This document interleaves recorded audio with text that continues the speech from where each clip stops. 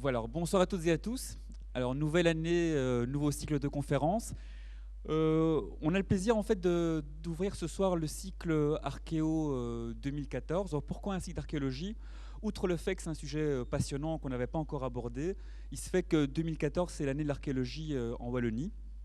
Et donc, grâce à la collaboration des collègues archéologues du service public de Wallonie, on a initié ce cycle-ci. Alors, on s'est posé la question de se dire, tiens, on va parler de quoi dans ce cycle? Parce qu'évidemment, le premier réflexe, c'est d'aborder les grands sujets type Toutankhamon, les pyramides Inca, etc. Et puis, on s'est dit, on va essayer de plutôt parler de sujets qui sont tout aussi passionnants, mais qui sont méconnus, qui est l'archéologie en fait de notre région. Il y a des choses assez exceptionnelles et peu de gens le connaissent. Donc c'est par ça qu'on va commencer. On abordera peut-être les grands classiques à un autre moment, l'année prochaine, dans quelques années, puis on a tout le temps. Et donc pour commencer ce cycle, eh bien, on a le plaisir d'accueillir notre amie Hélène Collet, qui est archéologue au service public de Wallonie et qui travaille activement sur le site de Spienne, donc le site des minières néolithiques qui est classé au patrimoine de l'UNESCO. Alors non seulement Hélène est très active au niveau des fouilles, mais elle est aussi très active au niveau de la préparation du centre d'interprétation qui ouvrira ses portes l'année prochaine. Hélène va vous expliquer ça, parce que déjà des gens m'ont demandé, tiens, est-ce qu'il y a moyen de descendre? Donc tu répondras à ces questions. Alors bienvenue ici à l'université, tu es chez toi. Bonne soirée à toutes et à tous. Voilà, merci beaucoup pour cette présentation. Donc voilà, donc il m'appartient de commencer ce cycle en parlant d'un site qui est tout proche de chez nous, qui est à la fois connu et méconnu. C'est celui donc des minières néolithiques de Spienne, un site qui est classé sur la liste du patrimoine mondial depuis décembre 2000. Alors, le classement sur la liste du patrimoine mondial fait que le site des minières de Spienne se retrouve au même titre que toute une série de sites sur une liste qui est prestigieuse et qui démontre en fait le caractère important et universel du site des minières de Spienne. Donc Spienne se retrouve à côté des pyramides de Gizeh, du mont Saint-Michel, du Taj Mahal, des sites préhistoriques de la vallée de la Vézère, qui comprennent notamment le site de Lascaux, des sites de l'île de Pâques, des sites tels que le mausolée du premier empereur Qin en Chine, etc., etc. Donc cette liste aujourd'hui, elle comprend 981 biens. Ce sont essentiellement des biens de type culturel, mais on dénombre aussi un certain nombre de sites naturels. On en compte plus de 170. Et donc, notamment, par exemple, tout en bas à droite, vous avez le site des Virunga dans la République démocratique du Congo. Pour être inscrit sur la liste du patrimoine mondial, en fait, un site doit être reconnu comme étant exceptionnel. Il doit témoigner d'une tradition ou témoigner, être un exemple remarquable en fait, de capacité d'invention des êtres humains. Et le site de Spienne, en fait, a été retenu sur cette liste selon plusieurs critères. Donc, ces critères sont affichés sur l'écran ici derrière moi. Donc, le site a été inscrit notamment sur le fait que les mines de silex du néolithique à Spienne offrent un témoignage exceptionnel des capacités d'application et d'invention des hommes préhistoriques. Ensuite, il est classé selon le critère numéro 3, selon lequel donc l'avènement des cultures néolithiques, et on va revenir là-dessus tout au cours de l'exposé pour voir justement tous ces éléments. Donc l'avènement des cultures néolithiques a marqué une étape majeure dans l'évolution culturelle et technologique de l'homme et qui est censée être abondamment illustrée par le site des minières de Spienne. Enfin, donc les mines de silex de Spienne sont un exemple remarquable du point de vue de la technologie de l'extraction du silex au néolithique, et cela marque à nouveau une étape déterminante du progrès technologique et culturel humain. Donc on va un petit peu voir en quoi le site de Spienne est si remarquable, un site qui est donc situé à 2 pas de Mons, dans la commune de Spienne, environ donc 5 km.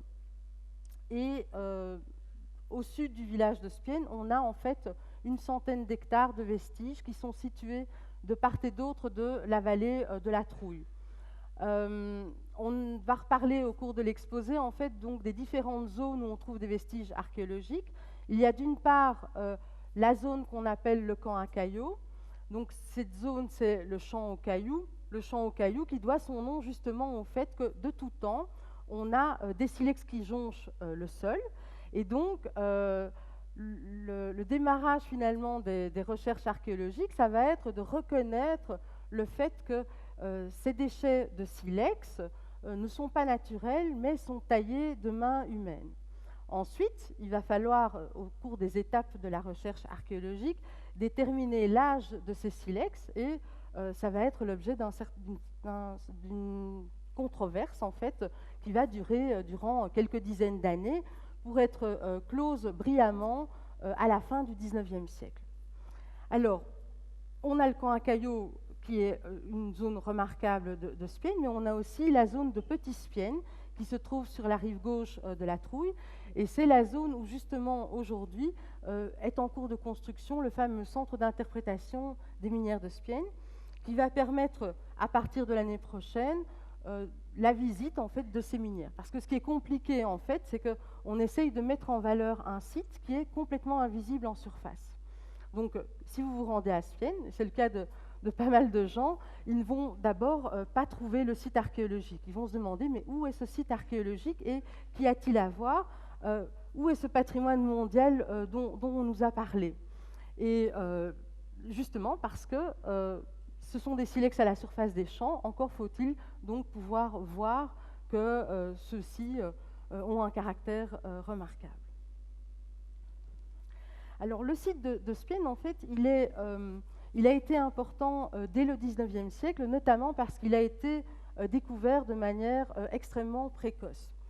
Dès la moitié du XIXe siècle, en fait, il y a des découvertes qui ont été effectuées sur le site, et on a notamment un ingénieur des mines qui s'appelait Albert Toyer, qui a rassemblé une collection extrêmement importante d'objets archéologiques, donc des haches taillées.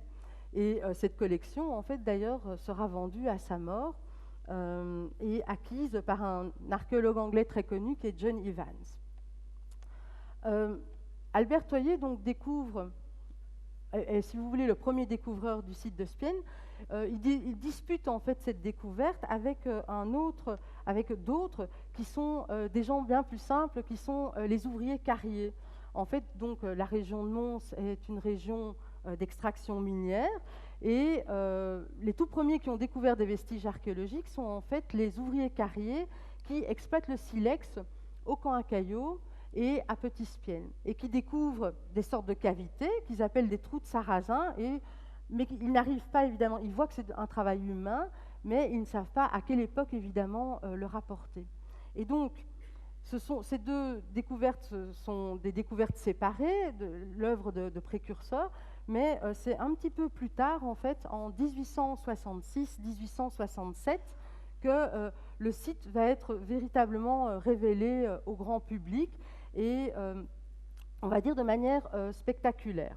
Alors, cette découverte est aussi une finalement des premières opérations archéologiques sur notre territoire, puisque en fait, on a un personnage connu qui est Auguste Houzeau de Leué, qui va alerter en fait le gouvernement. On a toute une série de courriers entretenus entre Auguste Houzeau de Leué et le ministre de l'Intérieur, le ministère des Travaux publics, pour alerter sur des découvertes qui ont été effectuées à Spienne. Alors, ces découvertes, en réalité, ce ne sont pas les puits d'extraction du silex néolithique. Ces découvertes, c'est d'abord en fait un cimetière d'époque mérovingienne. Donc vous avez une image, je vais essayer de pointer. Donc vous avez ici une photo qui montre justement donc quelques-unes des sépultures du cimetière, qui a été éventrée par le creusement d'une ligne de chemin de fer en fin 1866, début 1867. Et donc cette ligne de chemin de fer, elle relie Frameries, elle doit relier Frameries à Chimay, et elle est réalisée, en fait, c'est une ligne plutôt de type industriel qui est réalisée pour acheminer le charbon.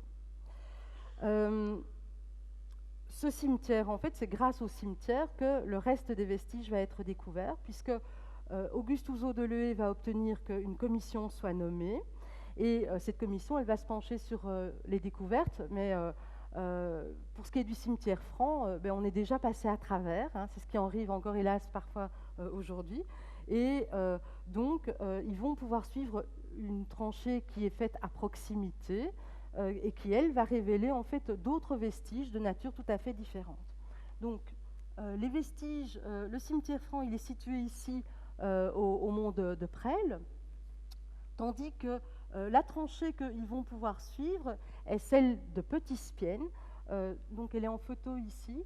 Le plateau est creusé sur environ 13 mètres de profondeur. Et là, on va avoir des vestiges de différentes périodes qui vont être mis au jour. Alors, cette commission qui est nommée, elle regroupe en fait des personnes extrêmement connues de l'époque, et notamment, elle réunit deux géologues qui sont Alphonse Briard et François-Léopold Cornet, qui vont constituer une équipe tout à fait remarquable avec Auguste Houzeau-Delheué.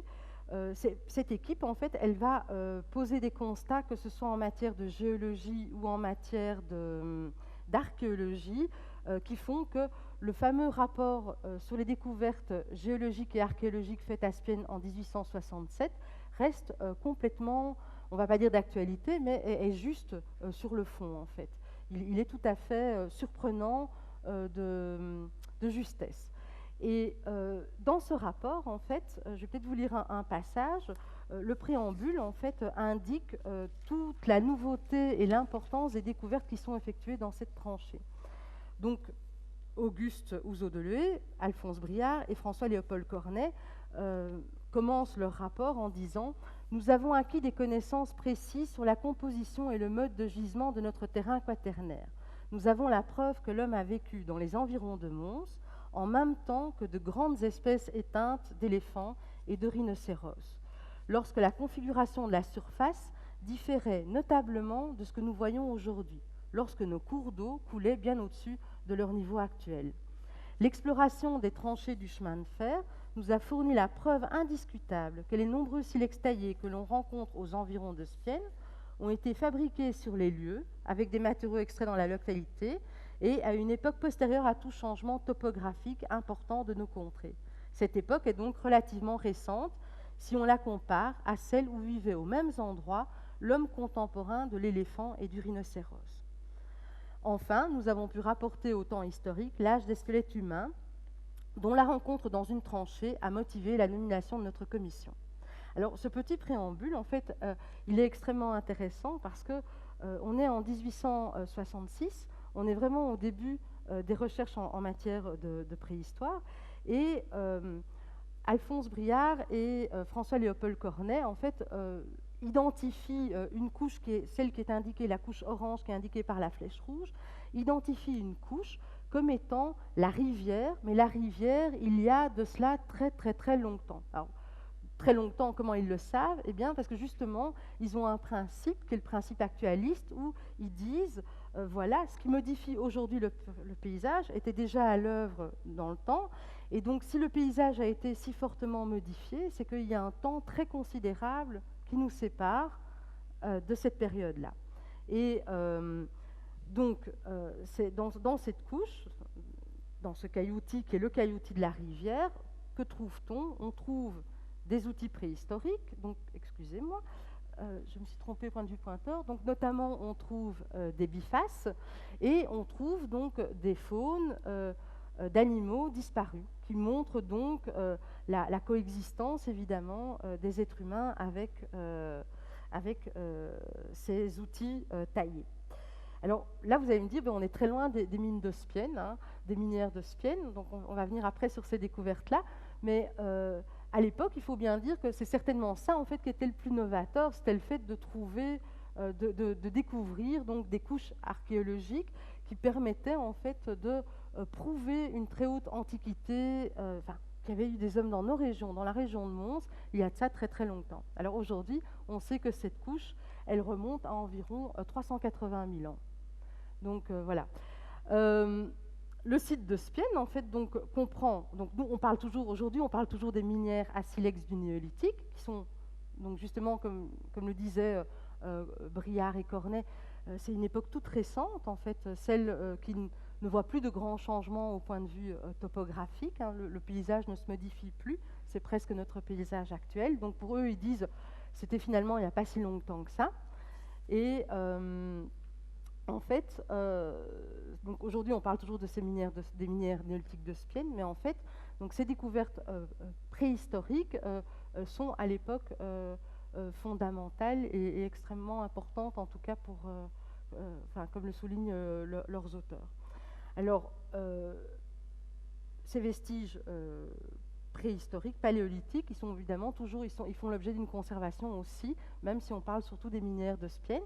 Et donc, ces nappes alluviales qui remontent au Pléistocène, en fait, il y en a 3 et elles se situent toutes sur le plateau de Petit-Spienne. Ces nappes sont étagées et elles s'échelonnent de avant 450 000 jusque vers 250 000. Et donc, c'est quelque chose qui est aussi extrêmement intéressant, dont on parle assez, moi en tout cas.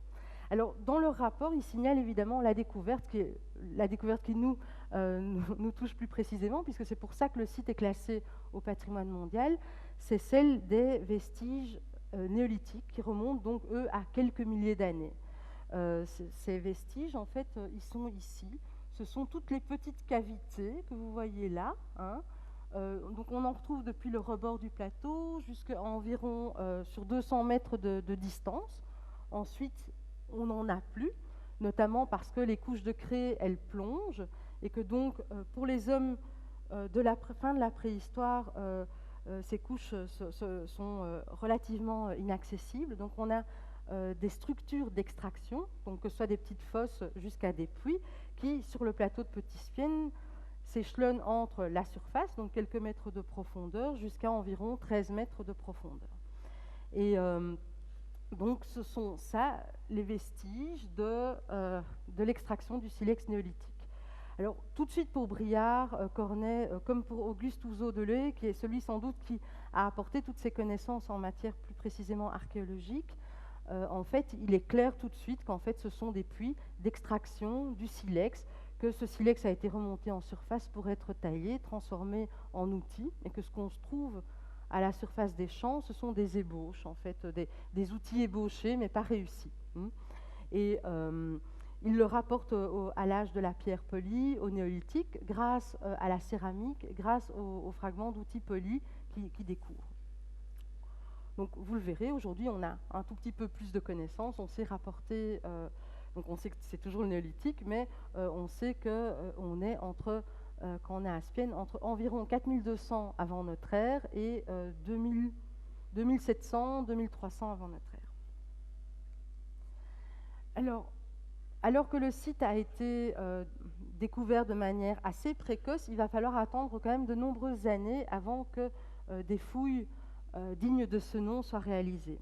Alors, ces fouilles, ce sont des fouilles qui ont lieu au camp à Caillot, donc au champ au Caillou, qui sont réalisées entre 1912 et 1914 et qui sont une véritable entreprise, puisque ceux qui vont fouiller ces structures d'extraction vont s'attaquer à des structures qui descendent jusqu'à 16 mètres de profondeur.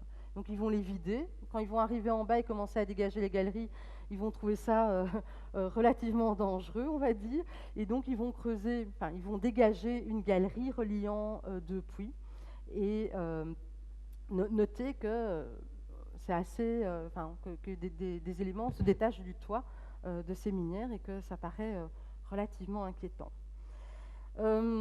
Ces fouilles, en fait, vont vraiment asseoir la réputation du site de Spienne. C'est certainement grâce à ces minières qui sont situées au camp à Caillot, qui sont situées aujourd'hui donc sous le centre de recherche archéologique, qui est un petit bâtiment blanc perdu au milieu des champs. Ces minières vraiment sont remarquables et les fouilles en fait ont fait l'objet d'une publicité, notamment donc ici vous avez un extrait d'une publication, du London Illustrated News, qui relate les fouilles archéologiques en cours à Spienne et qui discute du fait que le site de Spienne est une des plus grandes minières en Europe et que tout ça a été creusé à l'aide d'outils en silex.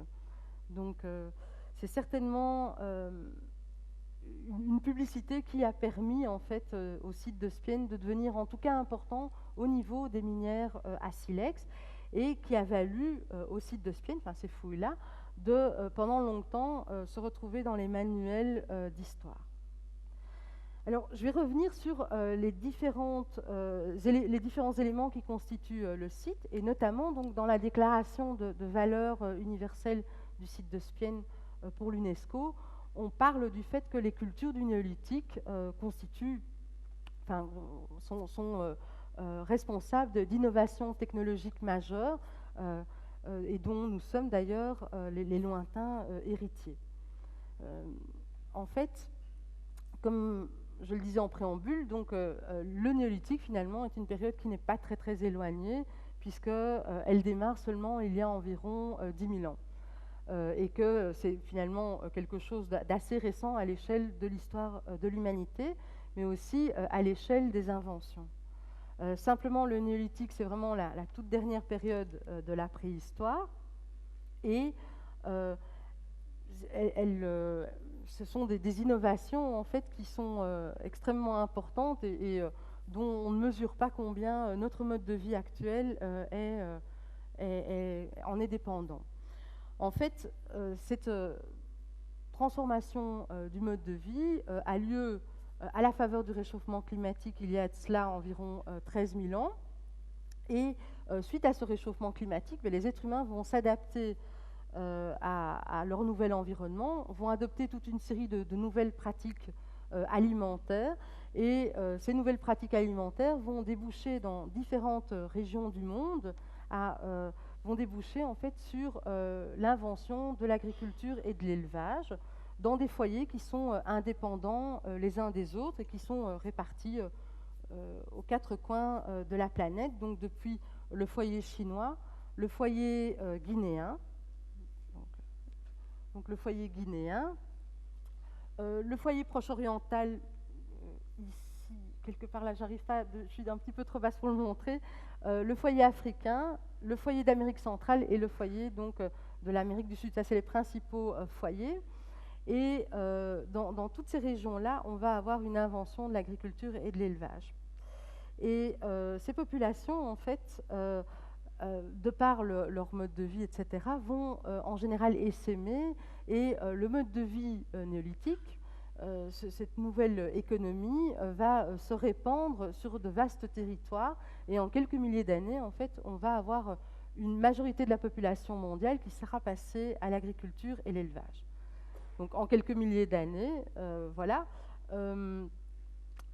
Ce mode de vie, par exemple, est inventé donc, au Proche-Orient aux alentours de 8500 avant notre ère, donc dans la zone du croissant fertile, et il va essaimer pour arriver dans nos régions vers 5200 avant notre ère. Donc pour l'ASB et la région, donc dans notre région, donc notamment vers Ath, on a les premières populations d'agriculteurs et d'éleveurs vers 5200 avant notre ère.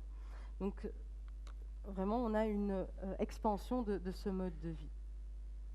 Et avec ce nouveau mode de vie, en fait, on a vraiment de nouveaux besoins qui apparaissent. Et parmi ces nouveaux besoins, on a les minières. En fait, donc, le besoin en outils de nouveaux types conduit, en fait, on voit au creusement de minières un petit peu partout à travers l'Europe. Alors, un des outils qui est indispensable pour ces populations d'agriculteurs et qu'on voit réaliser sur les minières, ce sont les outils polis en silex qui servent pour le travail du bois, pour l'abattage des arbres. Pourquoi c'est un outil important pour les agriculteurs? Simplement parce que dans nos régions tempérées, en fait, les agriculteurs éleveurs vont se répandre et vont se retrouver dans un environnement boisé qui va leur permettre un type d'agriculture qui est une agriculture sur abattis-brûlis. Donc ils vont abattre les arbres, mettre le feu, ce qui va augmenter qui va donner une plus grande fertilité au terrain et permettre la mise en culture. Et donc l'outil emblématique finalement de cette période, c'est bien la hache de pierre polie. Je dis de pierre polie, dans nos régions, elle est en silex, mais en fait, évidemment, ce n'est pas le cas dans toutes les régions. Dans d'autres régions où on a des roches tenaces, les populations du néolithique vont bien sûr plutôt réaliser leur hache en roche tenace. Donc, parce qu'on a des matériaux qui sont extrêmement résistants, tels que les dolérites en Bretagne, des aphtanites ou des jadéites, par exemple, pour les Alpes. Donc, un petit peu partout, on va voir des minières à silex, vraiment un art de la mine qui va se développer, et donc avec quelque chose qui ne manque pas de nous surprendre, puisque ce sont les premières mines, et à partir de ce moment-là jusqu'à aujourd'hui, finalement, les hommes ont fait des mines pour extraire tous les matériaux possibles et imaginables.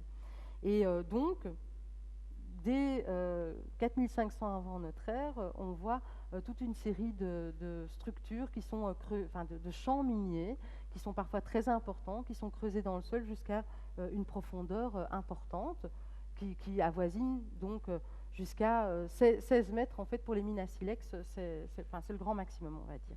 Et donc, avec les outils en silex qui sont utilisés pour leur creusement, avec les outils en bois qui sont utilisés pour leur creusement, ça constitue quand même quelque chose d'assez remarquable de voir qu'on peut avoir des sites extrêmement vastes.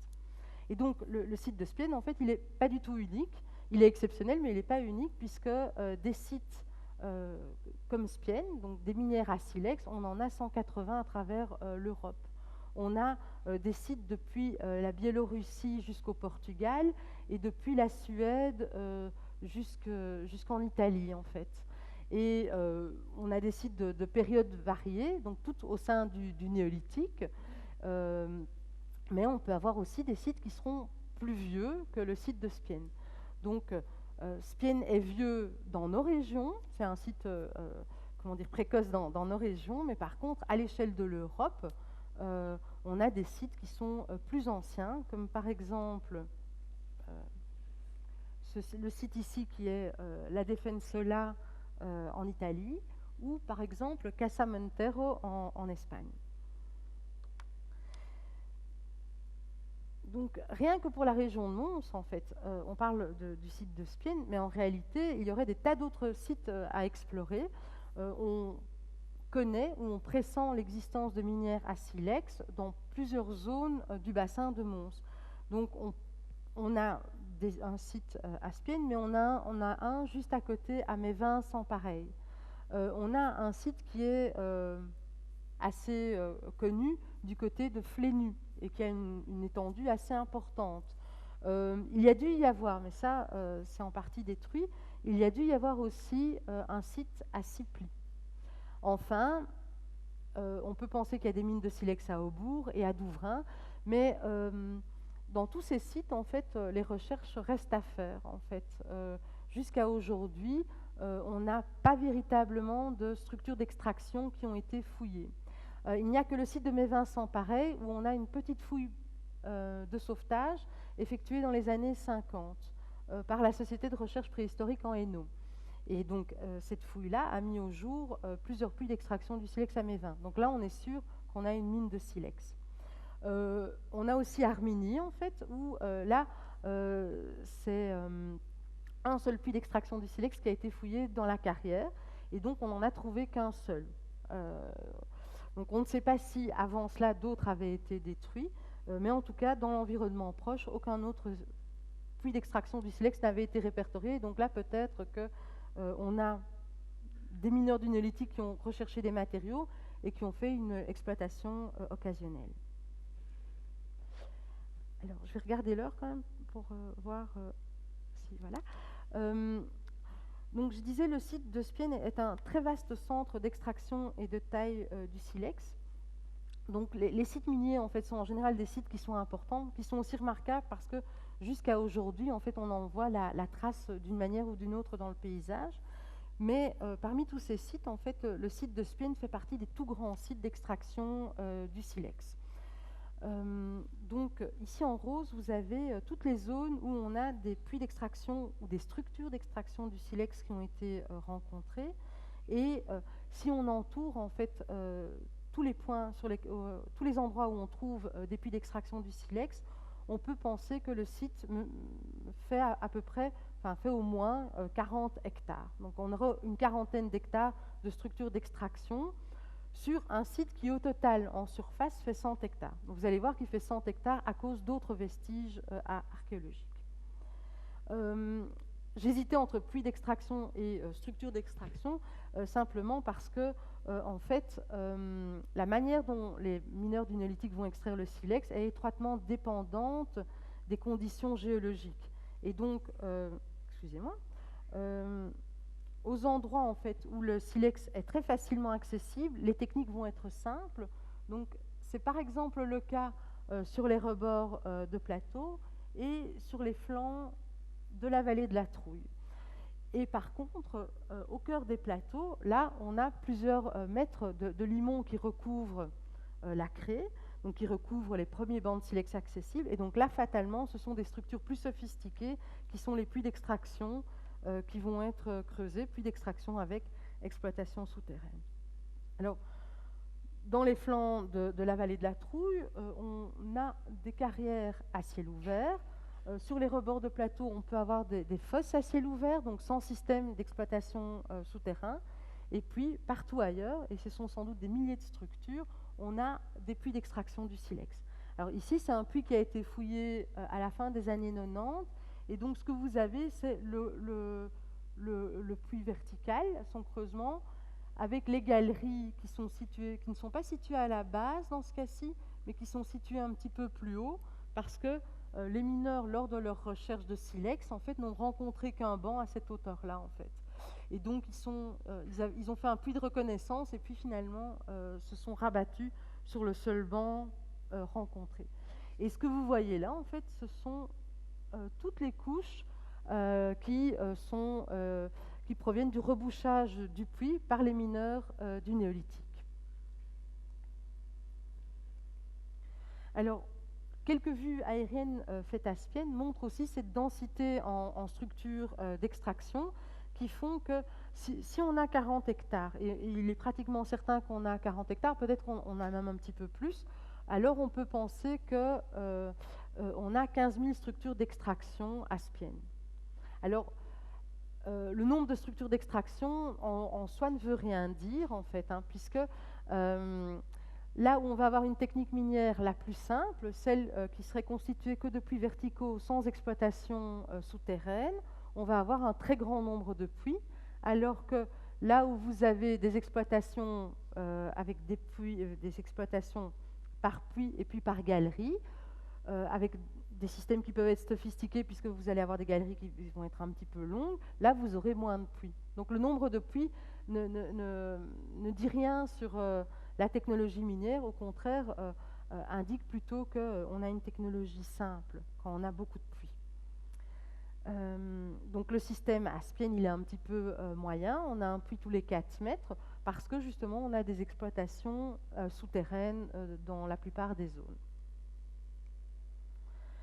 Alors, le site de Spienne, en fait, il y a seulement une infime partie qui en a été fouillée et on pourra l'illustrer comme ceci. Donc, vous voyez les zones avec la zone des 40 hectares qui est entourée de roses. Vous aviez vu toute une série de petites taches qui étaient les puits, mais ce sont les puits qui ont été repérés. Donc, simplement, on a enlevé la terre végétale et on a vu qu'il y avait des puits d'extraction du silex, mais ils n'ont pas été fouillés. Et en fait, sur les 15 000 puits qu'on peut estimer à Spienne, il y en a moins d'une quinzaine qui ont été fouillés. Et encore, la majeure partie l'a été depuis le début des années 90, donc à une période relativement récente.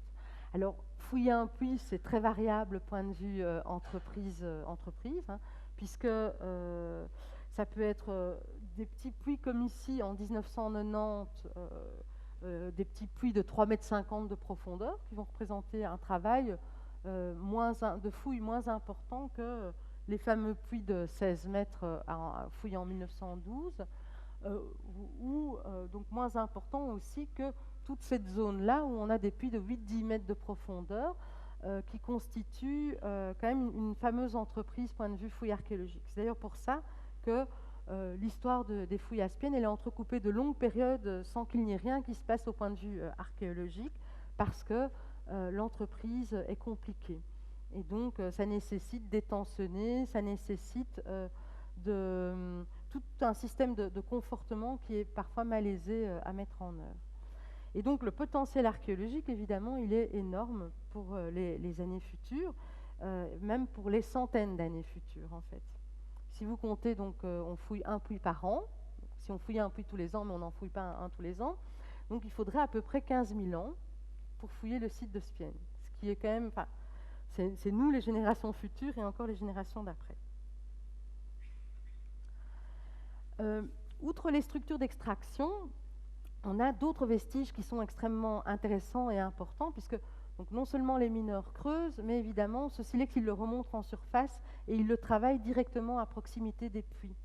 Et c'était un petit peu ça l'innovation au néolithique, c'était d'avoir des sites spécialisés dans l'extraction du silex, où on remontait le silex en surface, on le taillait directement sur place, et seuls les produits semi-finis étaient emportés loin du site. Ce qui veut dire qu'on avait déjà une sorte de spécialisation, dans le sens où on a des sites d'extraction, et puis le reste de ce qu'on appelle la chaîne opératoire est effectué ailleurs, en fait. Et ça permet, en fait, de pouvoir réaliser toutes les opérations délicates sur le lieu d'extraction, à l'endroit où vous avez le maximum de matières premières, et puis vous emportez des pièces où vous avez des bonnes chances qu'il n'y ait plus de grands accidents qui leur arrivent. Ce qui veut dire aussi qu'on peut avoir les gens qui ont un certain savoir-faire sur le lieu de l'extraction et des opérations plus simples qui seront réalisées après sur les sites d'habitat. Et donc on a une segmentation de la chaîne opératoire où les opérations délicates sont réalisées sur la mine et puis les opérations longues et fastidieuses sont réalisées sur les sites d'habitat. Par exemple, les haches, elles sont utilisées uniquement polies, et le polissage, lui, s'effectue plutôt dans les villages. C'est une longue opération. Hein. Polir une hache, c'est 8 à 20 heures de travail, peut-être même un peu plus, suivant le degré de finition, la taille de la hache, et ça, c'est effectué sur les habitats. Alors, je vous raconte tout ça, puisque à Spienne, donc, on trouve, c'est toutes les petites étoiles vertes, on trouve des zones d'ateliers de taille, donc des endroits où on peut penser que le silex a été taillé et transformé en outil. Dans certains cas, en fait, on a des fouilles archéologiques récentes qui ont permis de mettre au jour des ateliers conservés en place. Donc vous imaginez, on enlève une petite couche de sol et on tombe en fait sur le sol d'il y a 6000 ans. Là, à cet endroit, il y a 6000 ans, il y avait un tailleur de silex qui était assis, qui a taillé un certain nombre de produits. Donc tous les déchets sont tombés autour de lui, et c'est ça qu'on trouve en fait. Bon, c'est assez rare et remarquable, mais c'est arrivé. Donc on a au moins 3 zones à Spienne où on a déjà trouvé des ateliers de taille en place. Donc dans ce cas-ci, dans le cas de ces ateliers qui se trouvent à Petit Spienne, sous la couche des ateliers, hein, donc sous les déchets de taille, on a trouvé un foyer, donc avec des restes carbonisés, avec des ossements carbonisés.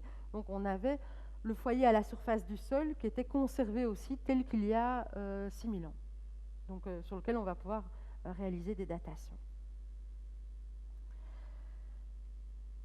Donc avec tous ces indices, en fait, le site de Spienne couvre bien une centaine d'hectares, tel que ça a été écrit un petit peu partout. Et dans le cas du site de Spienne, donc ces déchets en surface, c'est la zone grise, hein, peuvent très mal correspondre à un site archéologique, parce que les labours, les travaux agricoles peuvent complètement déplacer les vestiges archéologiques. Donc on peut avoir des vestiges qui ne sont plus du tout à l'aplomb de là où en sous-sol il y a quelque chose qui se passe. On peut aussi avoir les vestiges qui sont par le jeu des labours uniquement dans les labours, et puis il n'y a plus aucune trace qui survit en sous-sol, hein. Tout a été détruit. Mais dans le cas des minières de Spienne, on pense qu'on a une assez bonne conservation, parce que vous voyez, donc les étoiles vertes correspondent assez bien à la zone des silex en surface. Alors il y a donc il y a un dernier élément qui est extrêmement important dont je dois vous parler, c'est le fait que donc à Spienne, on a à la fois les indices du travail du silex et de son extraction, mais on a aussi un habitat qui est contemporain de la minière. Donc il est contemporain d'une partie de la minière, parce que on va voir l'exploitation du site, elle couvre un très long laps de temps.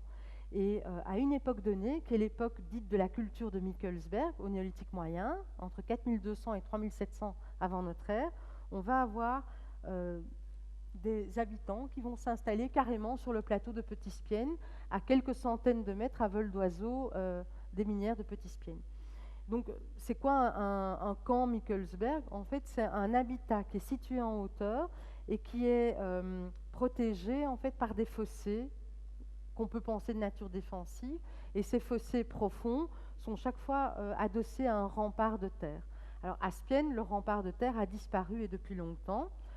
Mais en Belgique, si on veut aller voir des remparts de terre conservés du néolithique, on peut par exemple aller à Chaumont-Gistoux, où on a encore des remparts de terre en élévation qui font 2,50 m de haut. On peut aussi aller à Boisfort, près de Bruxelles, à Bruxelles, où on a aussi des levées de terre qui sont toujours existantes. Et donc, nos mineurs, nos néolithiques, en fait, sont aussi ceux qui ont laissé les premiers monuments, finalement, de nos régions. Des monuments qu'on a encore en élévation. Donc, sur la datation du site, je vous disais, donc c'est une exploitation qui a duré très longtemps, puisqu'on peut penser qu'en fait, le site a été exploité durant plus de 1000 ans, en fait. Donc, l'exploitation commence vers 4200 avant notre ère et elle s'achève vers 2700, 2500 ou 2300 avant notre ère.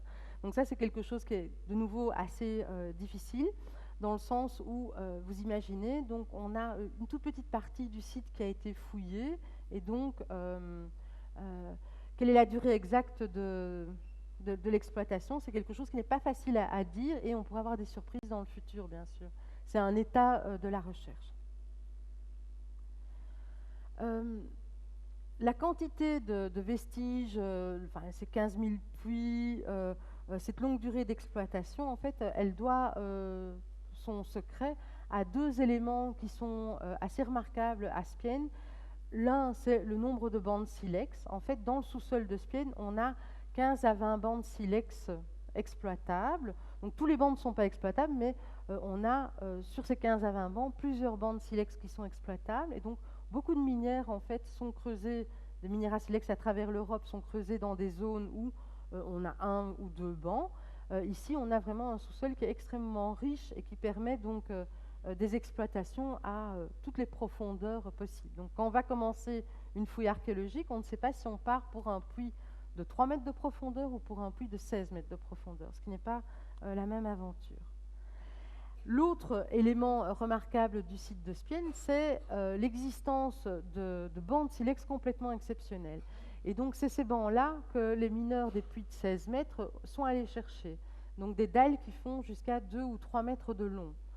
C'est des pièces qui sont complètement impressionnantes, puisque rien qu'un bloc de 1 mètre de long, 1 mètre de large et 20 cm d'épaisseur est un bloc de plusieurs centaines de kilos. Donc, ce sont vraiment des éléments en silex incroyables. Alors, pourquoi s'être attaqué à de tels bancs? Ces bancs-là permettent aussi de réaliser des produits de plus grande dimension. Parce que si vous avez un petit bloc de silex, un rognon de 30 cm de côté, vous avez une dimension maximale de hache qui vous est imposée, ou de lame. Et donc, avec des dalles de grande dimension, on sait faire des produits réguliers de plus grande dimension. Alors, je vais revenir un tout petit peu sur les fameuses minières de 16 mètres. Donc ici, c'est une vue de ces minières que donc on ne peut pas visiter. Hein. Leur accès est réservé en fait à un public plutôt scientifique. Donc ce sont uniquement les minières de Petit-Spienne qui pourront être visitées. Alors pourquoi est-ce qu'on ne peut pas les visiter? Donc elles sont à 16 mètres de profondeur. Deux, ce sont des galeries qui font 80 cm à 1 mètre de haut. Et donc il faut ramper. Donc c'est impossible d'organiser une visite guidée dans un tel environnement. Parce qu'un groupe couvrirait d'un bout à l'autre de la minière, en fait. Et donc, voilà. Ces minières, donc, traversent toute une série de bandes silex, puisque donc, c'est bien ces grandes dalles qui ont été exploitées à 16 mètres de profondeur. Et ces minières sont vraiment remarquables du point de vue de l'art minier, puisque donc, on a un conduit d'1 mètre de diamètre qui traverse tous les terrains jusqu'à atteindre le banc qui était recherché. Autre élément remarquable, c'est ces bancs jumeaux. En fait, parmi ces bancs jumeaux, il n'y a que le banc inférieur qui a été exploité. Le banc qui est juste au-dessus a été laissé dans le toit de la minière. Certains archéologues pensent que c'est véritablement pour blinder le toit de la minière. Enfin, à 16 mètres de profondeur, se posent les problèmes d'éclairage, de ventilation, de sécurité pour les mineurs, en fait. Et donc, tout ça, les mineurs de Spienne l'ont, je ne vais pas dire affronté, mais s'y sont frottés et avec succès. Donc, dans chacune de ces mines, ils ont extrait une trentaine de ces grandes dalles de silex, en fait. Là, vous voyez un petit fragment, un des petits fragments un petit fragment, façon de parler, ici. C'est un bloc qui avait été abandonné dans la minière et qui est un petit bloc, un fragment de dalle d'une cinquantaine de kilos. Donc, ces minières ont été creusées à l'aide d'outils en silex, donc à l'aide de pics plus précisément, qui sont emmanchés en fait. Ce sont des outils qui sont assez rudimentaires, on va dire, parce que donc, les techniques de façonnage ne sont pas... donc c'est un outil qui est réalisé rapidement, et donc il n'y a pas un investissement énorme dans ce type d'outils. Et on en trouve par centaines au fond des mines du camp à Caillot. Lors de la fouille de 1912 à 1914, environ 1500 pics en silex ont été remontés de ces minières. Alors pourquoi un tel gâchis? Notamment parce qu'ils utilisent pour ces pics des silex de seconde catégorie. En fait, donc notamment des silex qui contiennent des imperfections qui font qu'ils n'ont pas pu être transformés en hache ou ils n'ont pas pu être transformés en blocs d'où on va extraire des lames. Et donc, il y a pas mal d'imperfections dans ces silex, et donc c'est pour ça aussi sans doute qu'il y a un nombre très important de pics qui sont utilisés. Je vous disais, les mineurs ont eu à se préoccuper des problèmes de ventilation. Donc, vu la profondeur, la ventilation est un réel problème, en fait, parce que si vous restez trop longtemps, le CO2 va stagner, en fait, et donc... on peut se demander si dans ces minières, en fait, le fait que donc on ait des puits qui sont relativement rapprochés 2 par 2 ne serait pas un système de ventilation. Alors, on n'en a pas du tout la preuve parce que les techniques de fouille sont anciennes et donc à l'époque, on ne s'est pas préoccupé de la stratigraphie, de tout ce qui aurait permis de savoir si les deux puits étaient contemporains ou pas. Donc on ne sait pas dire s'ils appartiennent au même système minier ou à deux systèmes miniers différents. S'ils appartiennent au même système minier, donc c'est la preuve qu'ils sont contemporains et servent à une ventilation. Mais ici, on n'en a pas la preuve. Ce que vous voyez aussi sur les photos ici, c'est donc ici c'est un des rares objets trouvés dans ces minières qui a permis une datation, en fait une datation par le radiocarbone, et donc qui montre qu'on a bien une minière qui remonte au néolithique moyen à l'époque Mikkelsberg à 4000 avant notre ère. Donc je disais des mines pour quoi faire, donc ce sont des mines avant tout, donc le silex qui est remonté en surface est avant tout transformé en haches. Donc les haches sont taillées sur place, elles sont polies ailleurs, mais elles sont taillées sur place. Et comme dans la plupart des mines en Europe, on fabrique essentiellement, donc le déchet qu'on va retrouver sur une mine, c'est du déchet de production de haches. C'est vraiment l'outil principal.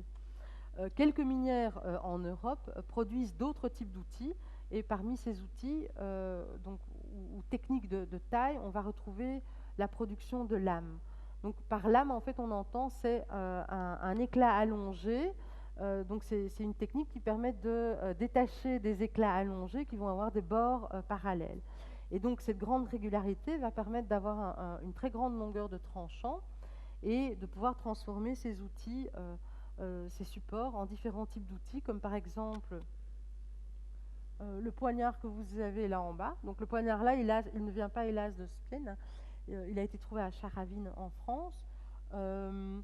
Mais donc c'est ce type d'outil-là qui pourrait être réalisé à partir de lames comme cela. Et aussi, on peut avoir des lames qui sont transformées en faucilles.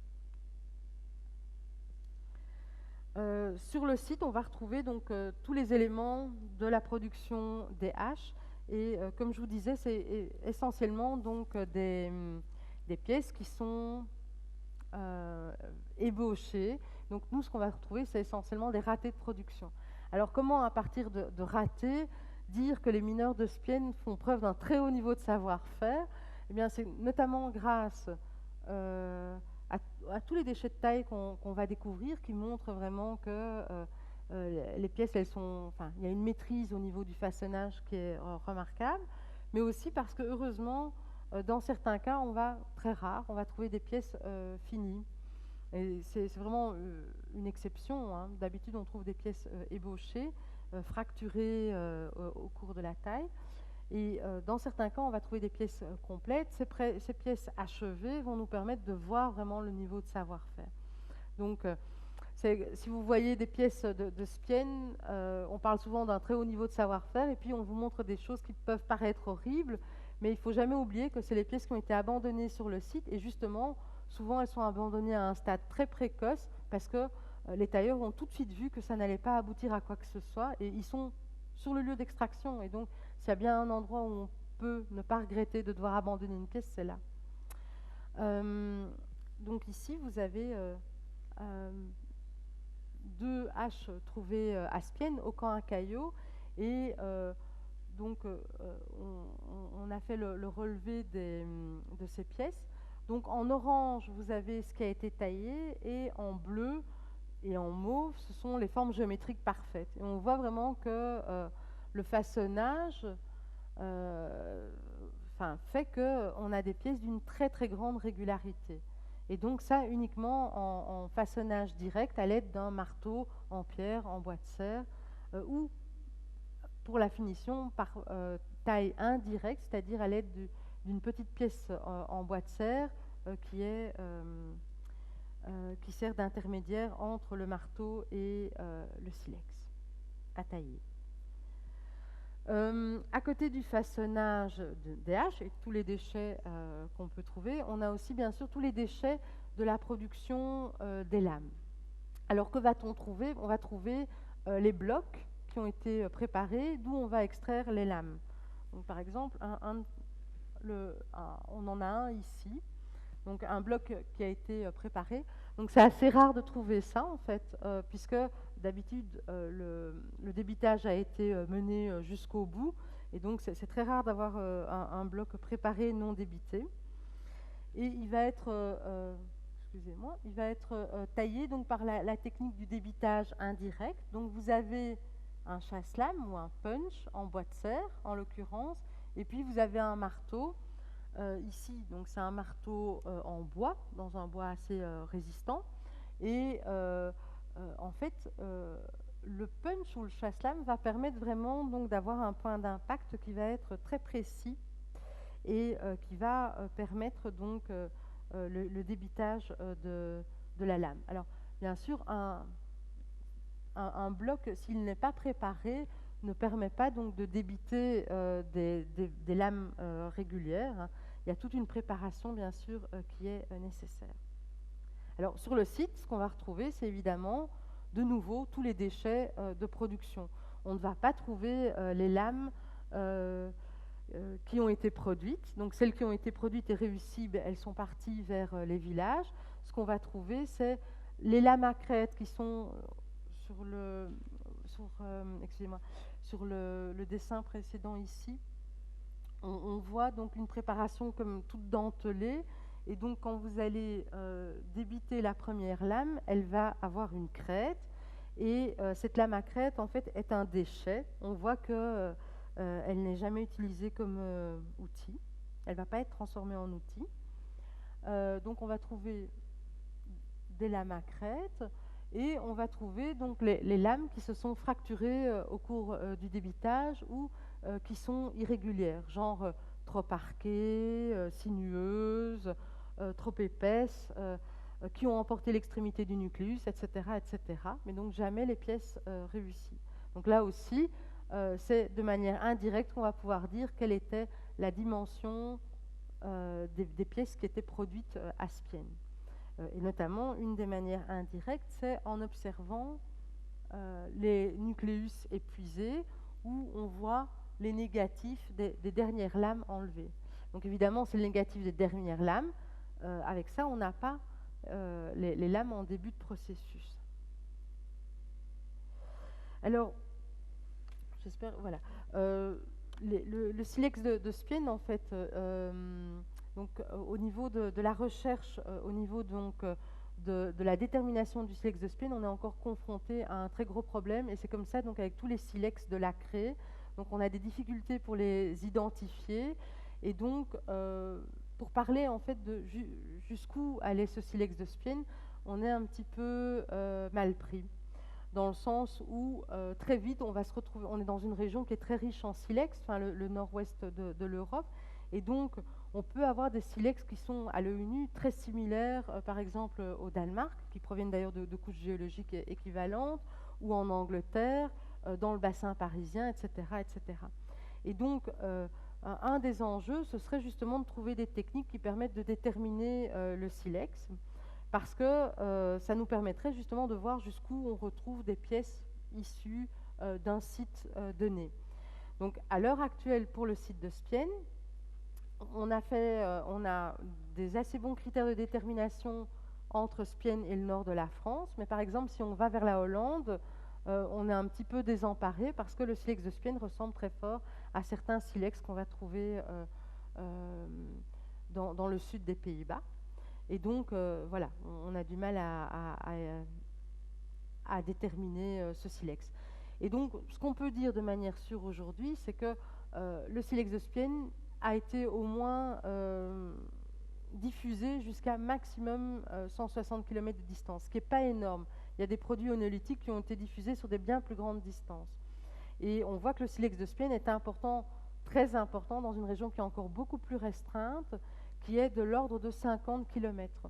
Donc dans un rayon de 50 km, le silex de Spienne va être quelque chose d'assez courant, notamment donc, pour tous les sites du néolithique moyen, récent et final du Brabant.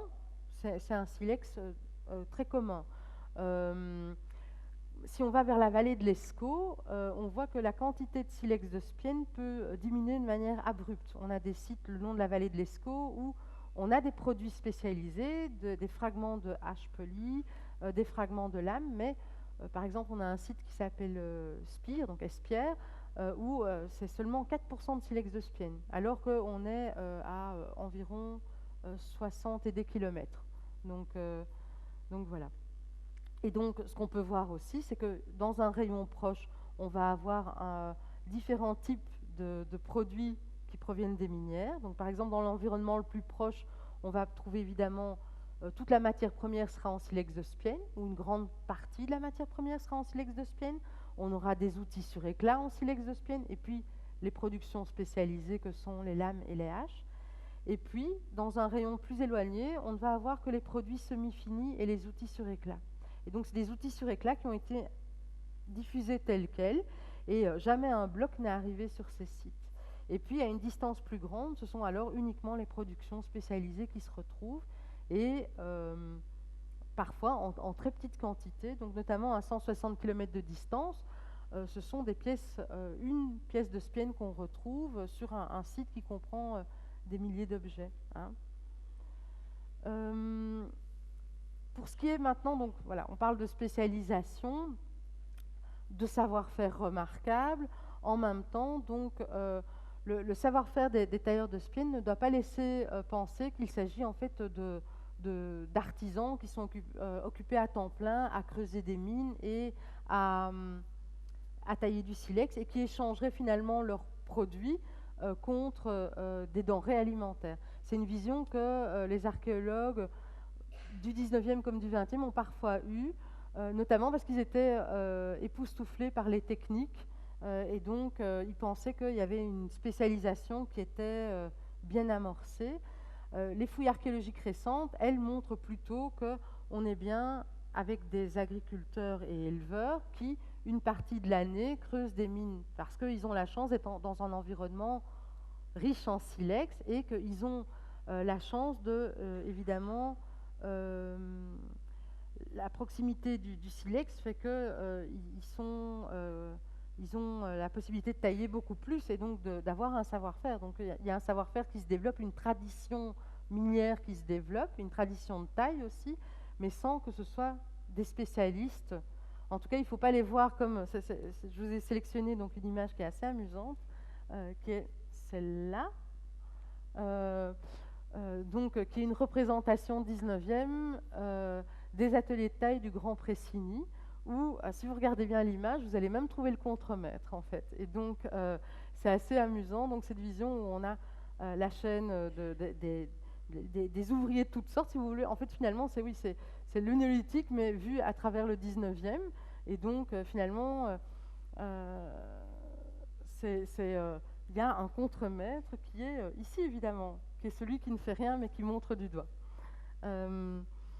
Et donc, cette vision, évidemment, n'est probablement pas juste. En tout cas, dans le cas de Spienne, elle ne l'est pas.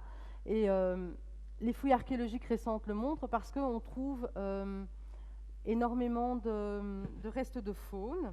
Et on retrouve des restes de faune domestique avec des animaux de tous âges et aussi énormément de restes de foetus d'animaux domestiques. Et donc, là, on est certain que... donc tout ça a été retrouvé dans les puits d'extraction, donc on est certain qu'en fait il y a un élevage qui est pratiqué immédiatement à proximité. Et donc que ce n'est pas un échange de nourriture, que non, ces populations sont avant tout bien évidemment des agriculteurs et éleveurs. Donc au niveau du site de Spienne, le dernier élément qui nous a toujours frappé pour qu'il soit proposé au patrimoine mondial, mais qui est quelque chose d'un petit peu impalpable, c'est le fait que le site est avant tout une réserve archéologique pour les générations futures. Donc les 15 000 puits qui valent 15 000 ans de fouilles, ou à peu près, c'est quelque chose de difficile à estimer, mais en plus, c'est une réserve pour les générations futures parce que pour un site minier, le site de Spienne est très riche point de vue vestiges parce que notamment on y a retrouvé des fragments osseux humains. Donc c'est un des rares sites où on a des squelettes humains découverts dans les puits. Donc les puits ont été utilisés au moment du rebouchage probablement comme lieu de sépulture. Là, il ne faut pas oublier, donc on disait il y a l'habitat qui est tout près. Eh bien, on a aussi des squelettes dans les puits et l'un et l'autre sont peut-être liés. On a de la céramique, de la faune en fait. Donc toute une série d'éléments qui constituent une source inestimable pour la connaissance des populations néolithiques dans nos régions. Et donc c'est aussi pour ça que ça valait la peine de le faire inscrire au patrimoine mondial, parce que finalement, les sites qui sont choisis pour le patrimoine mondial doivent être une source de connaissances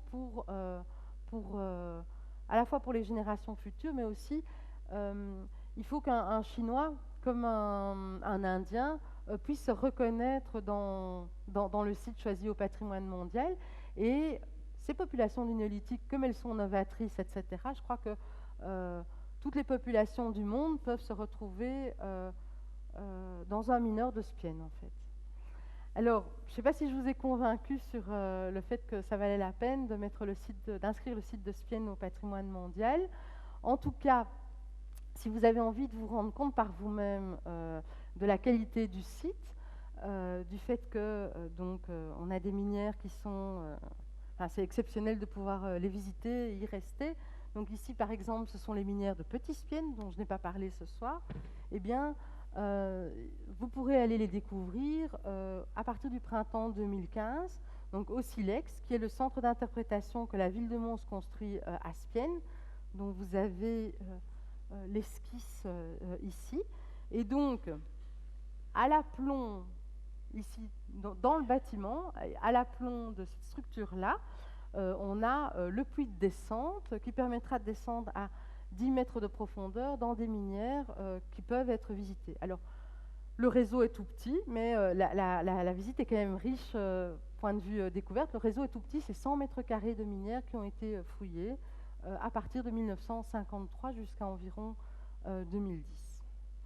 Et donc, dernière publicité, donc, le site de Spienne, mais on essaye aussi de le faire vivre, et donc il y a toute une série d'activités qui vont être réalisées durant l'année 2014, et notamment, parce que c'est difficile, donc le site il est spatialement grand, on va organiser une balade archéologique le 27 avril pour justement essayer d'aller montrer tous les éléments remarquables dans le paysage à Spienne, donc depuis Spienne en allant jusque Nouvelle et peut-être Mévin.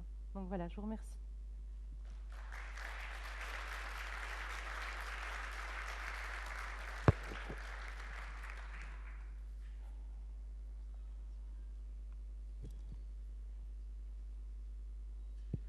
Voilà, merci beaucoup. On va passer aux séances de questions. Alors, qui se lance? Notre ami Claude, la tradition est respectée en 2014. Bien. Oui, vous avez parlé tout à l'heure de rebouchage des puits. Ce sont les hommes du néolithique qui le rebouchaient. Si oui, pour quelle raison? Alors, on ne connaît pas la raison. On sait qu'ils les rebouchaient, mais on ne sait pas pour quelle raison. On peut supposer que c'est simplement pour gérer les déchets en surface, parce que un terril issu de l'extraction, ça prend une grande place. Donc nous, on peut juste constater, donc, par l'analyse justement stratigraphique, de savoir quelle est la... il y a toute une analyse qui est menée pour essayer de comprendre, est-ce que le rebouchage est naturel, est-ce qu'il est anthropique, quel est le phasage, combien de temps ça a pris, etc. Et donc, les puits fouillés récemment, on arrive à pouvoir estimer, donc c'est une hypothèse, mais qui s'appuie sur des éléments assez précis, qui permettent de montrer que dans certains cas, donc ce sont quelques saisons sans doute qui ont été nécessaires pour le rebouchage des puits, et puis dans certains cas, on a des puits qui ont des histoires un petit peu complexes et qui sont rebouchés sur plusieurs centaines d'années. Donc un premier rebouchage, détassement et effondrement, puis d'autres mineurs qui viennent et qui rebouchent, etc. Et donc voilà. Alors ce type d'étude, si on le multipliait, permettrait justement de discuter d'un aspect que je n'ai pas pu développer, qui était l'intensité de l'activité minière, le fait que est-ce que c'était industriel et qu'on creusait beaucoup de puits par an, ou est-ce que c'était seulement quelques puits par an? Voilà, c'est un peu le fait qu'on n'ait que quelques puits fouillés sur cette immensité fait qu'on n'a pas encore évidemment une vue globale sur le site. Donc il y a encore beaucoup de choses à faire et à comprendre. Vous avez dit que pour la plupart des gens qui travaillaient, donc ils utilisaient le silex dans leur activité probablement, que ce soit pour l'élevage ou pour l'agriculture. Par contre, on a vu aussi dans les slides précédents qu'il y avait des silex qui se retrouvaient partout dans une zone de 150 km. Donc à un moment, il y avait quand même un échange. Est-ce que c'était du troc? C'était contre quoi? Contre de la nourriture? Alors, on a un petit peu de problème pour ces périodes-là, c'est que si les échanges se font contre des matériaux périssables, eh bien, on ne peut rien dire. Donc, notre limite, c'est d'être face à un puzzle avec des pièces, enfin, un puzzle dont pas mal de pièces manqueraient finalement. Donc, le silex est diffusé, ça c'est sûr. Est-ce que c'est un échange? Les distances sont déjà importantes pour ces populations, et donc là-dessus, voilà, c'est difficile de dire si c'est simplement de la diffusion, que même ceux qui à 160 km reçoivent le silex ne savent plus d'où il vient exactement et comment il a été mis au jour en fait. Donc voilà, parce que donc on le voit, c'est une comparaison ethnographique alors avec la Nouvelle-Guinée par exemple, où les receveurs de hache imaginent des histoires un petit peu, donnent une origine un peu surnaturelle au silex, puisque pour eux, ils n'ont pas d'éléments sur comment est-ce qu'on... Enfin, c'est pas le silex, c'est d'autres roches, excusez-moi. Donc ils n'ont pas d'éléments pour savoir comment ces roches sont... d'où elles viennent, comment elles sont sorties, etc. Voilà, comment elles sont acquises par... voilà. Donc... oui, c'est quand même une question qui est... Enfin voilà, on a peu d'éléments pour répondre. que le menhir qui orne la place de Saint-Symphorien aurait pu servir comme polissoir pour les mines de Spienne? Alors c'est un polissoir en fait, hein. Alors les plages polies sont assez limitées, mais c'est un polissoir et donc effectivement il ne devrait pas être mis à la verticale, il devrait être... il a sans doute été découvert aussi à l'horizontale, hein, parce que là il est mis comme un menhir justement, mais ce n'en est pas un. Et donc voilà. Et il y a d'ailleurs un façonnage des bords qui lui est de date récente en fait, hein, mais, donc c'est bien un polissoir. Et alors les plages polies sont situées assez fort en hauteur, donc il y en a 3. Donc,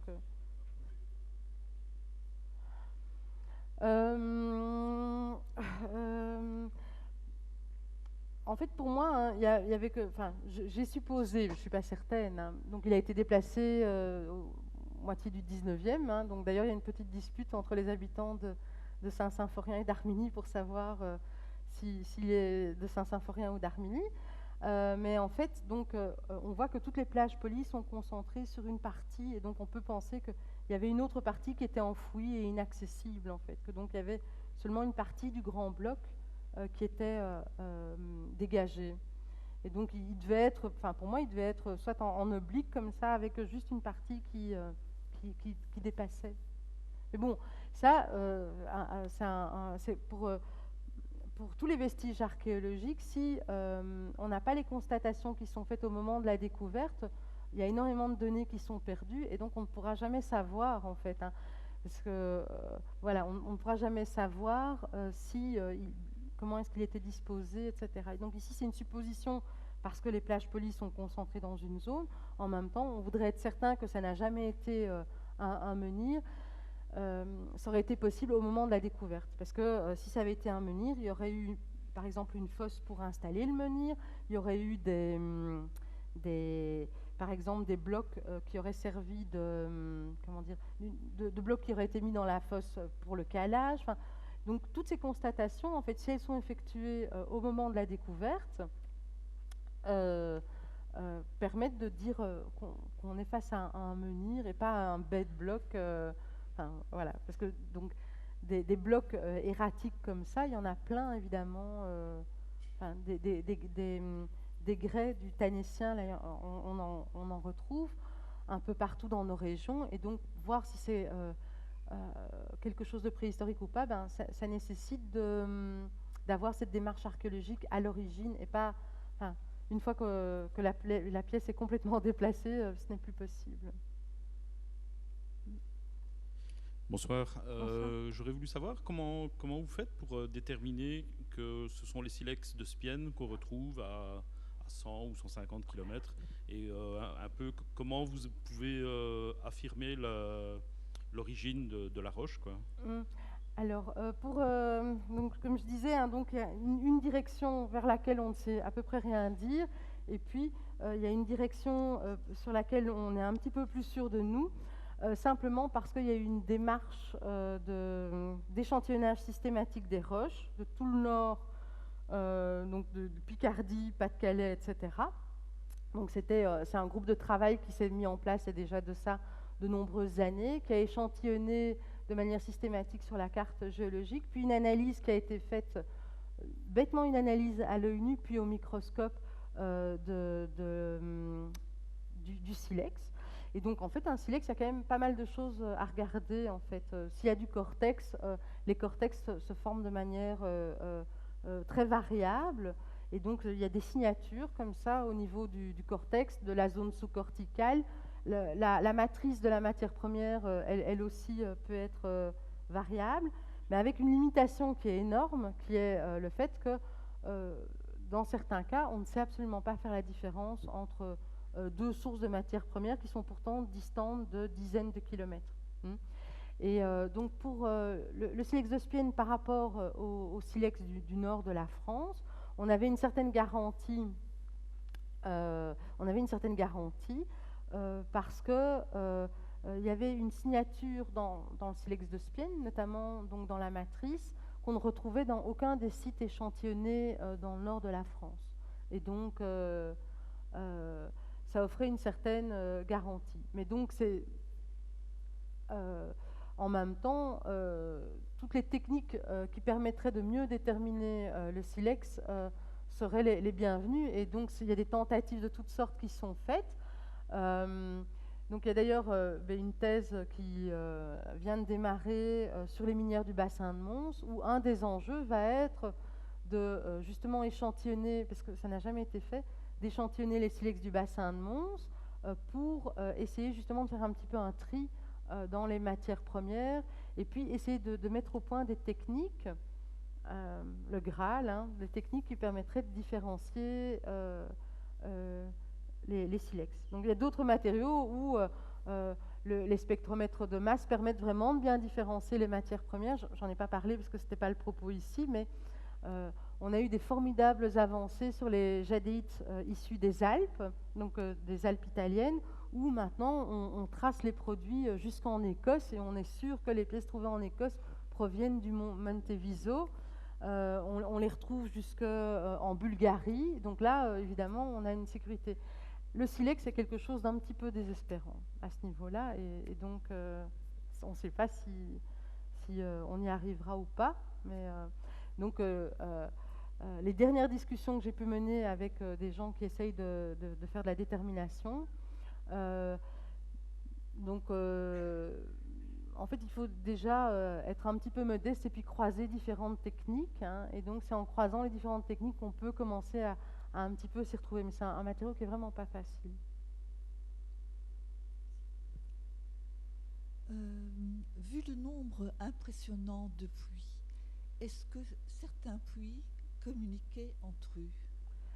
Alors c'est un aspect effectivement que je n'ai pas développé en sous-sol, mais c'est le réseau des minières qu'on peut visiter au camp à Caillot, comme le réseau des minières qu'on peut visiter à Petit-Spienne, ça correspond à plus qu'un seul puits. Et c'est justement parce que quand les mineurs creusent leurs puits, ils font leur galerie dans toutes les directions jusqu'à quelques mètres de distance, puis plus loin, ils vont creuser un autre puits et rayonner dans toutes les directions. Manifestement, ils arrêtent aussi leur exploitation sur base de la reconnaissance de zones déjà exploitées. Et donc, souvent, le sous-sol a été exploité de manière un petit peu intensive et tout communique en sous-sol, alors que ces puits ne sont pas nécessairement contemporains. Mais donc, la technique minière fait qu'ils essayent quand même d'exploiter, dans le peu de zones qu'on connaît, évidemment. Hein, donc mais dans les zones qu'on connaît, qui ont été fouillées, on voit vraiment en sous-sol, c'est pas que ça communique, hein, puisque eux, en fait, oui, c'est un aspect que j'ai pas développé, mais ils ne remontent pas leurs déchets en surface, et donc quand on montre ces très belles photos de minières complètement vides, ça c'est vidé par les archéologues, en fait. Eux, ils n'ont jamais vu ça parce que en sous-sol, ils stockent leurs déchets de craie, et donc ils sortent de la mine uniquement le silex, et donc eux, ils ont travaillé dans des espaces d'1 mètre de diamètre, dans vraiment des petits conduits, et ils n'ont rien vu ni à droite ni à gauche, en fait. Ils étaient environnés de murs de craie, en fait, de murs de déchets poudreux. Ça ne devait pas être très, d'ailleurs, point de vue santé, ça ne devait pas être terrible. Donc, je ne sais pas si j'ai répondu. Oui, à Mézières, entre le centre commercial et le Chib, il y a effectivement une exploitation récente de silex. Est-ce que c'est le même gisement? Et d'autre part, un peu plus loin, entre Thieuzy et Casteau, il semblerait qu'il y ait des vestiges néolithiques. Alors, je vais commencer par Thieuzy, parce que c'est ce qui est le plus facile. En fait, donc, sur le plateau de Thieuzy, il y a un habitat néolithique moyen, Mikkelsberg. Donc, c'est un habitat, c'est une enceinte comme Spienne, en fait. Et donc, le site de Thieuzy a été fouillé, je pense que c'est moitié des années 70, et dans les fouilles archéologiques, on a mis au jour énormément de silex provenant de Spienne. Donc même plus de 90% du silex, je crois, du silex transformé en outil provient de Spienne. Donc il y a une relation très forte entre Spienne et Thieuzy, en fait. Donc ça, c'est pour une part. Donc il y a vraiment un village néolithique. Alors, c'est pas une enceinte comme celle de Spienne. En fait, le promontoire, hein, est barré par des fossés, en fait. Donc il a été la partie la plus accessible a été barrée par des fossés. Pour ce qui est de Mézières, en fait, Donc dans toute cette zone-là, on a un silex qui est le silex turonien, pour lequel on connaît des exploitations à Flénu. Donc à Flénu, il y a une minière et c'est du turonien qui a été exploité au néolithique. Sinon, on est dans toute une zone où il y a du silex assez facilement accessible et qui a dû être exploité au néolithique. Alors, notamment, on a un site qui est au nord de Thieuzy, à Neuville-en-Hainaut, où il y a du silex turonien qui provient sans doute comme ça de la région située vers en fait toute la région qui se trouve au nord du bassin de Mons, où il y a vraiment une très grande étendue de silex turonien accessible en fait. Alors pour ce qui est de la carrière, là j'ai un peu honte parce que je n'ai jamais visité et donc je ne sais pas trop. Donc dans cette carrière moderne de silex, en fait, il y a des utilisations diverses et variées pour le silex et dans cette carrière-là, je ne sais pas trop ce qu'ils font. Donc voilà. Est-ce que tu pourrais peut-être dire un mot sur l'utilisation au 19e du silex Oui, alors, donc ça c'est vraiment, déjà j'ai été longue, mais alors, si je m'étais étendue sur toutes les exploitations récentes du silex, donc il y en a une qui est assez remarquable, qui est l'exploitation pour les pierres à fusil. Et donc on a plusieurs exploitations de pierres à fusil dans la région de Mons. Notamment, donc, il y a une rue des pierres à fusil. Si vous prenez la route d'Ath, un petit peu après le bois, du côté droit, vous venez de Mons, vous allez en direction de Ath, il y a la rue des pierres à fusil. Et elle porte ce nom parce que juste dans la forêt, il y a des exploitations de pierres à fusil. Donc justement, je pense que c'est en silex turonien, qui sont conservées depuis le 19e comme ça, dans le bois. Donc, d'ailleurs, on a des collègues archéologues qui sont revenus il n'y a pas longtemps en disant tiens, est-ce qu'il ne faudrait pas classer parce que c'est absolument remarquable. On a les terrils, il y a tout qui est là comme ça, accessible, voilà. Mais on a aussi donc ces exploitations de pierres à fusil. Il y en avait une à Spienne qui a peut-être un petit peu détruit des vestiges néolithiques. Il y en a probablement eu à Ciply. Donc voilà, il y a quelques endroits comme ça autour de Mons où on trouve. Oui, je vais peut-être expliquer pierre à fusil. Donc c'est le silex est taillé en forme de carré et donc vient heurter du métal et ça va provoquer l'étincelle. Et donc avant l'invention des fusils à amorce fulminante, c'est le fusil qu'on utilise. Il est muni d'une petite pierre à fusil. Et donc, par exemple, à Waterloo, les soldats à Waterloo avaient des armes comme cela. Et d'ailleurs, dans les fouilles archéologiques récentes, on a un collègue qui a mis au jour un soldat à Waterloo, un soldat de la bataille de Waterloo. C'est un des très rares qui a été trouvé. Et il était accompagné de ces pierres à fusil. Et donc, le type de pierre à fusil va permettre de réfléchir sur l'identité du soldat, en fait, puisque suivant la nature du silex, on sait dire. Donc les silex blonds, c'est des pierres à fusil françaises. Les silex foncés, ça peut être anglais. Ça peut être belge aussi, suivant l'époque à laquelle on se trouve, et ainsi de suite. Et donc il y a toute une série de tailleries de pierres à fusil qui sont connues. À côté de ça, mais une des plus grosses utilisations du silex au 19e, c'est certainement le silex pour les faïenceries. Donc, Spienne aurait pu disparaître en fait parce que une partie de Spienne a dû disparaître dans les faïenceries Bock. On a des documents qui indiquent que Bock aurait aimé acheter le site de Spienne en fait pour avoir un approvisionnement en silex garanti. Et donc, ça ne s'est pas fait, ce qui est une bonne chose. Et donc voilà, mais donc on a à Spienne des vestiges de puits d'extraction qui eux ne sont pas néolithiques et qui remontent au 19e siècle. Et d'ailleurs, donc dans le rapport géologique et archéologique sur la tranchée du chemin de fer, Briard et Cornet parlent du fait qu'il y a encore une carrière pour les faïenceries qui est en cours d'exploitation à Spienne. Quelqu'un désire poser une dernière question ? Ou deux petites. Bonjour.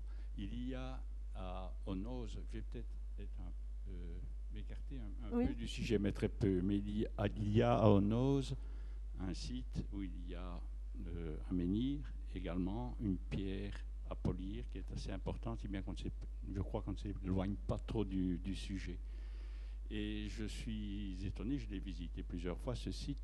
On voit manifestement qu'il y aurait pu y avoir même des alignements. Il y a des pierres qui sont encore fort enfoncées dans le sol. Et chaque année, les fermiers, évidemment pour des raisons bien pratiques, dégagent, essayent de nettoyer leurs champs pour ne pas évidemment abîmer leur socle de charrue. J'ai trouvé un jour dans ce site un silex poli. Et on peut imaginer peut-être que ça venait de Spienne, et surtout qu'il y avait, je crois, une chaussée déjà ancienne qui passe à proximité des deux. Alors, est-ce qu'on ne peut pas... Bon, ce qui vient tout de suite à l'idée, c'est qu'on prend du silex dans un endroit et on va le polir ailleurs, là où on a une roche, où souvent les polissoirs sont des roches extrêmement importantes, difficiles à transporter, tandis que le silex se transporte plus facilement. Oui, c'est juste. En fait, mais on peut aussi avoir des polissoirs portables, en fait. Hein. Donc là, c'est un petit peu variable. Et donc, on a des régions en France où on connaît énormément de polissoirs fixes, et dans nos régions, on n'en a pas tant que ça. Je ne sais pas pourquoi. Hein. Mais donc, on a une région en France qui est celle de l'Yonne, où on a des minières à silex, et on a plein de polissoirs dans la même zone, des grands polissoirs fixes. Et mais pour nos régions, on n'a pas ça. Donc, je ne pense pas qu'ils aient tous disparu et que voilà. Donc, il y a une différence. Alors, pour Ono, hein, je ne sais pas trop. Ce que je peux vous dire, c'est que il y a un site qui s'appelle mégalithes.be qui recense justement tous les mégalithes de Belgique et qui analyse s'ils sont sûrs, s'ils sont faux, etc. Donc, je vous inviterai à aller regarder dessus. Et si vous avez une question par rapport à ces découvertes à Ono, écrivez-leur, parce que ce sont des collègues de la région wallonne et ils ont mené vraiment toutes les études sur les mégalithes, et donc ils pourront vous répondre très simplement, en fait.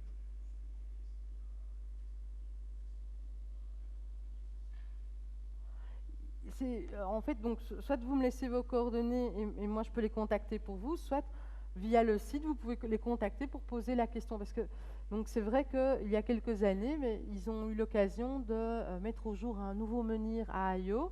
Et donc là, les fouilles ont été faites, ils ont pu faire une vraie fouille qui a véritablement prouvé que c'était un menhir. Donc voilà, c'est le fait effectivement de ne pas déplacer et de fouiller dans les règles de l'art permet de faire le tri. Donc voilà. Je suis sûre qu'ils ont un avis sur Ono que moi je n'ai pas, hélas. Donc, oui. À la fin de la période néolithique à Spienne, est-ce que sur le plateau de Spienne, il y a encore eu des traces d'occupation humaine, donc succédant notamment à l'âge du bronze, l'âge du fer, ou après le néolithique, c'est fini, on a pu retrouver des traces humaines? Alors, on a des vestiges de l'âge du bronze et de l'âge du fer à Spienne, donc il y a des fosses de l'âge du fer. C'est une question qui est intéressante parce que est-ce que ils sont encore là et que ça a un quelconque rapport avec le silex ou pas? Il devait être dans un environnement assez caillouteux, et donc parce qu'il devait y avoir des déchets, des terrils dans tous les sens à l'époque. Mais donc oui, il y a une fréquentation au bronze final vers 800, durant je pense le premier âge du fer, sur le plateau de Petit Spin. Alors pas tout à fait. Il y en a quelques-unes dans les zones où il y a beaucoup de silex, mais aussi dans des zones où on ne connaît pas vraiment de minières. Donc non, il y a une fréquentation. Alors les vestiges, par contre, pour la période romaine, sont beaucoup plus restreints. Il y a quelques tombes à incinération qui sont connues. Et puis, on passe à des cimetières d'époque mérovingienne. Donc là, c'est une présence qui est bien attestée à Spienne et à Armigny. Et puis, pour le reste, il n'y a pas beaucoup de vestiges pour tout ce qui est époque médiévale. Et, je parle pour Spienne, pour l'époque médiévale. Et donc, voilà. Merci. Alors, avant de remercier Hélène pour cette très belle soirée, je vous invite déjà au prochain rendez-vous qui aura lieu dans 2 semaines. Et là, c'est notre ami Michel Dezogne qui est présent ici, qui nous parlera d'un sujet ô combien d'actualité, puisque comme vous le savez, en Belgique, on construit un petit peu partout dans tous les sens, et régulièrement, eh bien, les archéologues sont appelés en urgence parce qu'on a fait des découvertes. Or, un des cas les plus récents, c'est la fameuse tour Saint-Georges. Donc je suppose que tu vas nous en dire aussi un petit mot. Donc voilà, invitation cordiale à toutes et à tous, en 2 semaines, même endroit, même heure. Merci beaucoup Hélène, et à tout bientôt. Merci beaucoup, bonne soirée.